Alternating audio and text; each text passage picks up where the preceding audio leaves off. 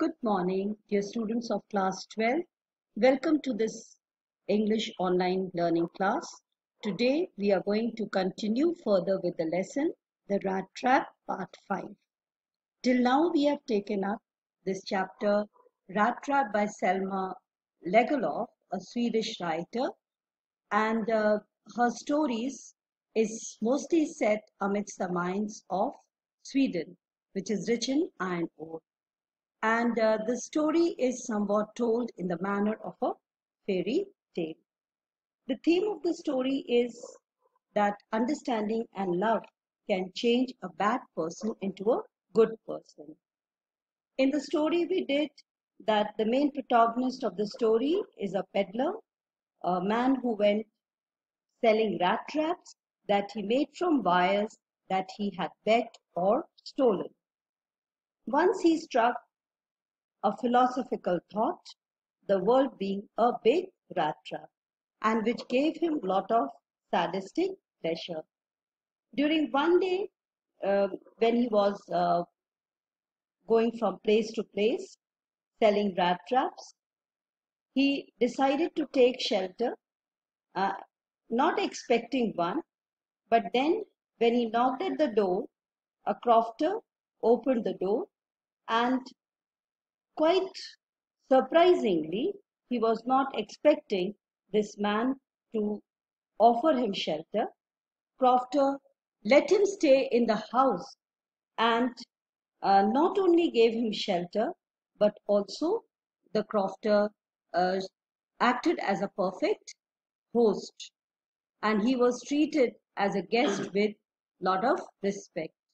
The crofter not only shared his porridge with him, played a game of majolis, and shared his tobacco, but also shared his secrets as to where he had saved his 30 kronas. He exactly showed him the place where he had saved his 30 kronas. Now the next day, when the crofter left for his work and the peddler took permission and left the house, he returned back and he stole the 30 kronas. He betrayed the trust of that the crofter had uh, posed upon him. And uh, initially, the peddler felt very happy at his smartness. But later on, when he lost his way in the forest, he realized his mistake, that he had himself fallen into the rat trap. Then, uh, when he was at the point of extreme exhaustion and about to collapse, he heard the hammer strokes coming from a nearby iron mill. He proceeded in that direction, and fortunately, he took shelter in the mill, in the factory. But then, when the owner of the factory, the iron master, who had come there on his nightly rounds, he saw the peddler, and he mistook this peddler to be his old friend Niels Olof. Now this time, the peddler cleverly tried to handle the situation by keeping quiet and accepting quietly that he is his long lost acquaintance Niels Olof. He neither accepted nor denied, hoping he would get some money in the form of charity. But the iron master went a step further, urging him to come to his house, which the peddler very cleverly declined, as he thought that he would be falling into another rat trap. But then the ironmaster was a kind of person who would not take no, and so he sent his daughter Edla. Now his daughter had better powers of persuasion. At the same time, Edla was intelligent enough. She could sense that this man doesn't look like her father's old acquaintance by seeing his mannerisms and reading his body language. It appeared to her that this man has either done some wrong thing and he is escaping from police.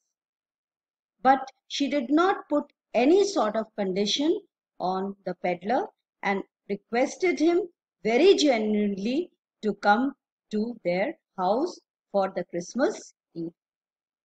Now, the genuineness with which Edla had invited the peddler could not refuse. And finally, peddler accepted her invitation. Now, peddler went to the ironmaster's house, and the next morning, when he presented himself before the ironmaster was for the first time seeing him well groomed, as he had ordered his wallets to clean the peddler, and he was wearing the suit or the old suit of the ironmaster. So seeing him in broad daylight, because the previous day he had seen the peddler in the light of the furnace, he could clearly make out that this man was not his friend Niels Olof. And then he got very angry. And he said that I am going to hand you over to the sheriff because you have cheated us. Here, the peddler tried to make the ironmaster understand that he had not come on his own. He was asked by the ironmaster to come to his house. And at the same time, he said that today I have fallen into a rat trap, but maybe you will fall into a rat trap some day. And he also tried to impress upon the ironmaster that no harm has been done. I can take leave and I can change into my rags, my old clothes. Now, the ironmaster was amused by the justification given by the peddler. And he said, fine, I would not bother the sheriff to come, as he would have his personal engagements on a Christmas Eve. But you better get out from here. So as the peddler was about to leave, Edla intervened. And she tried to convince her father that they should not let the peddler go. The points that she raised in favor were very strong. She felt that, first of all, they have invited the peddler. He had not come on his own. And at the same time, a person like him, he needs at least a day of peace and a respectable treatment, as it was Christmas time. All this made the ironmaster go back on his decision. And he ended by saying that you do preach worse than a parson in the church. You are preaching even worse than a priest in a church. And at the same time, he tried to warn his daughter by saying, whatever decision we have taken, I hope we don't have to regret this. Finally, Edla had persuaded her father to allow the peddler to celebrate Christmas with them and not to let him go.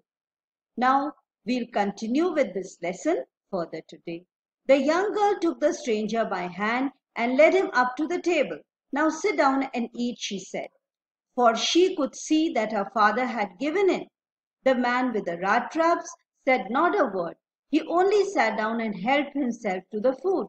Time after time, he looked at the young girl who had interceded for him. Why had she done it? What could be the crazy idea? So he was not able to understand what made Edla let him stay in the house. After that, Christmas Eve at Ramjo's passed just as it always had. The stranger did not cause any trouble because he had nothing but sleep. He did nothing but sleep. The whole forenoon he lay on the sofa in one of the guest rooms and slept at one stretch. At noon they woke him up so that he could have his share of the good Christmas fare, but after that he slept again. It seemed as though for many years he had not been able to sleep as quietly and safely as here at Ramjo's. So he was sleeping and eating most of the time. In the evening, when the Christmas tree was lighted, they woke him up again, and he stood for a while in the drawing room, blinking as though the candlelight hurt him. But after that, he disappeared again. 2 hours later, he was aroused once more. He then had to go down into the dining room and eat the Christmas fish and porridge. So he was treated like a perfect guest with full honor. As soon as they got up from the table, he went around to each one present and said thank you and good night. And when he came to the young girl, she gave him to understand that it was her father's intention that the suit which he wore was to be the Christmas present. He did not have to return it. And if he wanted to spend next Christmas Eve in a place where he could rest in peace and be sure that no evil would befall him, he would be welcomed back again. So an assurance was given by the daughter that he could keep the suit to himself as it was a Christmas present, and at the same time, if he would wanted to come again for the next year's Christmas Eve, he is most welcome. The man with the rat traps did not answer anything to this. He only stared at the young girl in boundless amazement. He was surprised what the what Edla was saying. The next morning, the ironmaster and his daughter got up in good season to go to the early Christmas service. Their guest was still asleep and they did not disturb him. So early morning they left for the Christmas service. When at about 10 o'clock they drove back from the church, the girl sat and hung her head even more dejectedly than usual. She was very sorry. At church she had learned that one of the old profters of the ironworks had been robbed by a man who went around selling rat traps. Yes, that was a fine fellow you let into the house, said her father. I only wonder how many silver spoons are left in the cupboard by the time. So even the father was saying that we did a wrong decision by letting him stay, and now I fear our expensive things would be stolen. The wagon had hardly stopped at the front steps when the ironmaster asked the valet whether the stranger was still there. He added that he had learnt at church that the man was a thief. The valet answered that the fellow had gone, and he had not taken with him anything at all. On the contrary, he had left behind a little package which Miss Williamson was to be kind enough to accept as a Christmas present. So he had not taken anything, the valet said. Rather, he had left a package for Miss Williamson, Edla. The young girl opened the package, which was not done up that the contents came into view. It was not wrapped up properly. As she took it, it opened up. She gave a little cry of joy. She found a small rat trap. In it lay 3 wrinkled 10 kroner notes. But that was not all.